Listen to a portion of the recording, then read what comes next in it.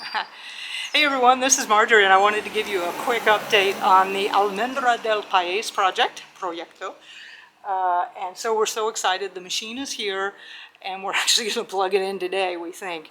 We ran into some hiccups. There wasn't 220 volts here, but a big shout out to Margaret and to Michelle, who are our first founding donors, and they provided the funds so that we could get a machine to create 220 volts out of the 120 that's in this house, as well as the additional plugs we need. And here is Miss Karina working on getting the plugs corrected.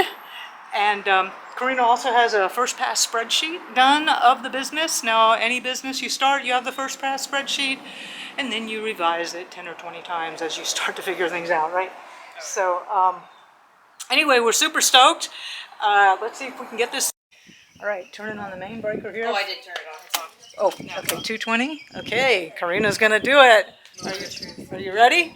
3, 2, 1.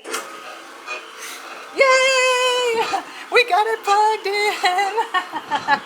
Let's get some almonds. Yeah, let's get some almonds. All right. See you guys.